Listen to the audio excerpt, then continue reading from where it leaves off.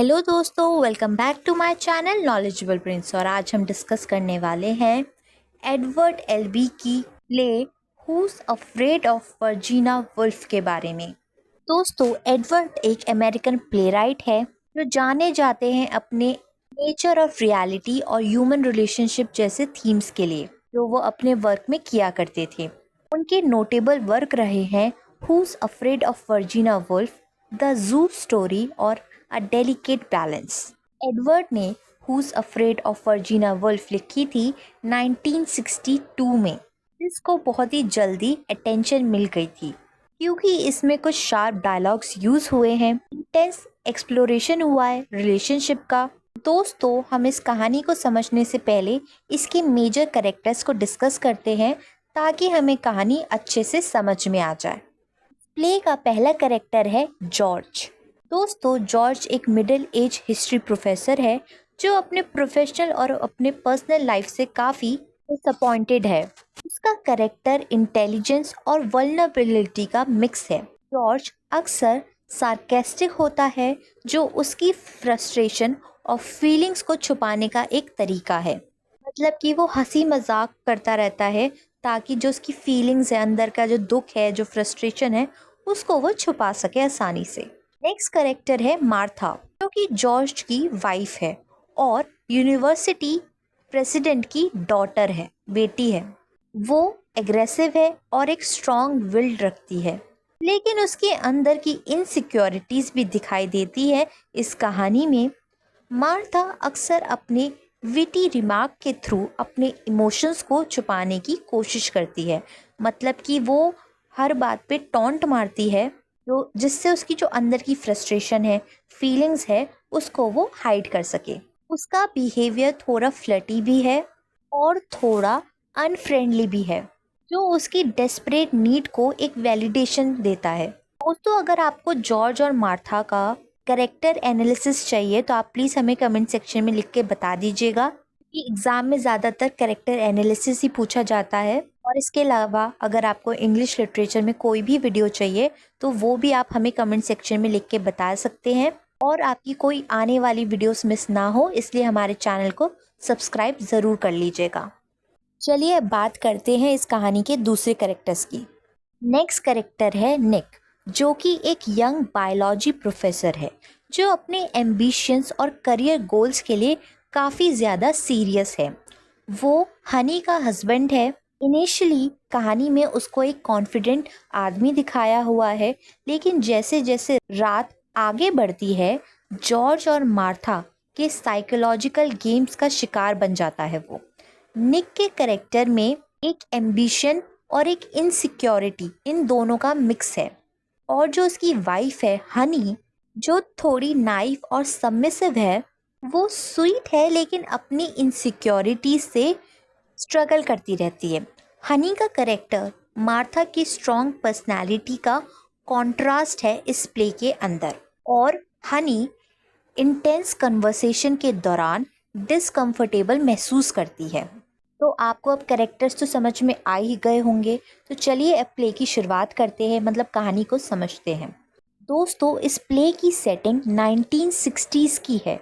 इस प्ले की कहानी जॉर्ज और मार्था के घर के लिविंग रूम की है, जो लैविशली फर्निश्ड है।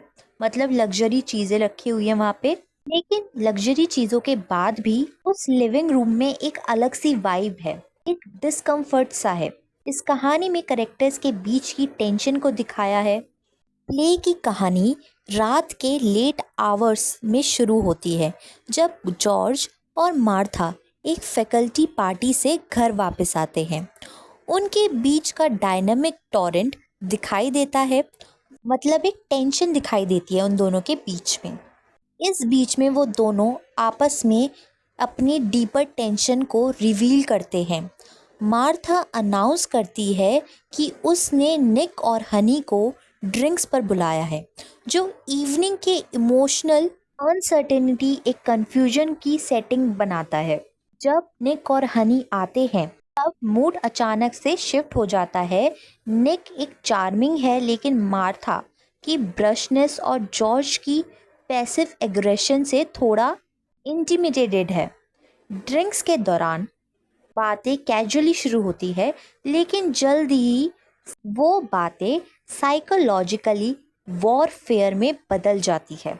मतलब कि उस बातों में अब ओपिनियंस, इमोशंस, एटीट्यूड और बिहेवियर, ये सब शो होता है कैरेक्टर्स का। मार्था जॉर्ज को उसकी फेलियर के लिए टीज करती है, जो प्ले में बार बार आता है। मतलब कि उसको टॉन्ट करती है, तुमने अपने करियर में, तुमने अपनी लाइफ में कुछ अचीव नहीं करा, ऐसे ताने मारती है। जॉर्ज अपने इंटेलिजेंस से मार्था के इमोशनल आउटबर्स्ट का काउंटर करता है और उनकी वीकनेसेस को एक्सपोज करता है। मतलब कि जब मार्था उसे टॉन्ट मार रही होती है, तो जॉर्ज काफ़ी ज़्यादा सरकास्टिक वे में अपनी इंटेलिजेंस के ज़रिए मार्था को जवाब देता है।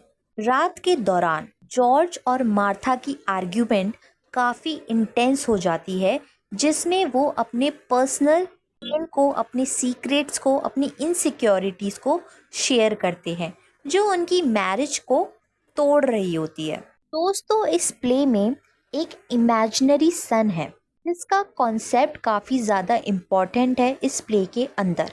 मतलब कि उस सन को दिखाया नहीं, उसका नाम नहीं बताया, लेकिन उसके बारे में बातें ज़रूर हो रही है। ये सिंबल उनके फेल्ड ड्रीम्स और उनके बीच के इमोशनल मैनिपुलेशन को दिखाता है। इससे ये भी पता चलता है कि उनका रिलेशनशिप कितना ट्रैजिक है। जॉर्ज अपने इमेजिनरी सन की बातें करता है, तो ये उनके बीच के कनेक्शन को और भी गहरा बना देता है, जिससे ये पता चलता है कि उनका रिलेशनशिप किस लेवल तक इल्यूजन और रियलिटी से भरा हुआ है। जैसे जैसे रात आगे बढ़ती है, निक और हनी जॉर्ज और मार्था के कन्फ्लिक्ट में घुस जाते हैं। मतलब कि जॉर्ज और मार्था ऑलरेडी लड़ाई कर रहे हैं और ये निक और हनी उनकी लड़ाई में अपने व्यूज़, अपने ओपिनियंस देने लग गए। निक, जो पहले कॉन्फिडेंट है, मार्था के फ्लर्टेशन के साथ अपनी जेलेसी को डील करता है। निक और हनी की रिलेशनशिप इश्यूज भी प्ले में दिखाई दिए जाते हैं, जो लव और पार्टनरशिप की कॉम्प्लेक्सिटी को हाईलाइट करते हैं। Honey on the other hand innocence एक नाइव लड़की है और मार्था एक स्ट्रॉन्ग लड़की दिखाई गई है। हनी अपनी इनसिक्योरिटी से स्ट्रगल करती रहती है और कभी कभी अपनी इनसिक्योरिटीज़ को हैंडल भी कर लेती है। क्लाइमैक्स तो तब होता है जब इमोशनल बैटल्स का बॉइलिंग पॉइंट पार पहुंच जाता है। मार्था की फ्लर्टेशन निक के साथ बढ़ जाती है। मार्था निक के साथ फ्लर्ट कर रही होती है। जॉर्ज और मार्था के बीच इस वजह से आर्ग्यूमेंट्स होने लगते हैं।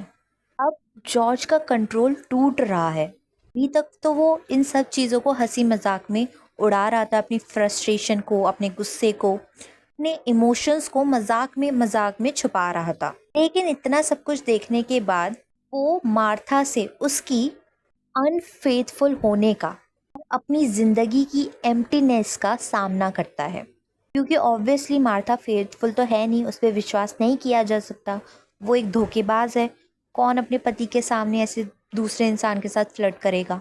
तो अब जॉर्ज जो है रियलिटी को फेस करता है और अब आर्ग्यूमेंट्स और भी ज़्यादा टेंस हो जाते हैं, जो कि उनके एक डीप इमोशनल पेन को और उनके इमोशनल स्कार्स को दिखाता है, उनके ट्रॉमास को दिखाता है। जॉर्ज अपने इमेजिनरी सन की मौत का जिक्र करता है, जो उनके ड्रीम्स और एस्पिरेशन के मरने का सिंबल है।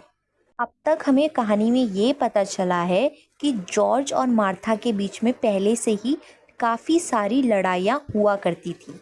मार्था जब देखो जॉर्ज को उसके फेलियर के लिए टॉन्ट मारा करती थी और जॉर्ज उन बातों को मजाक मजाक में बोल दिया करता था। निक और हनी जब उनके घर में आए, तो वो दोनों भी जॉर्ज और मार्था की लड़ाई का हिस्सा बन जाते हैं। निक के साथ मार्था फ्लर्ट कर रही होती है।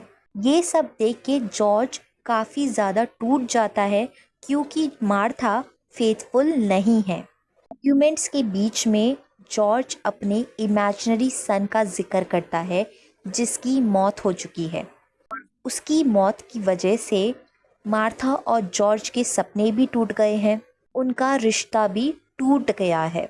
जिसकी वजह से जॉर्ज और मार्था को अपनी रियलिटी का सामना करना पड़ रहा है। वो काफ़ी मजबूर महसूस कर रहे हैं।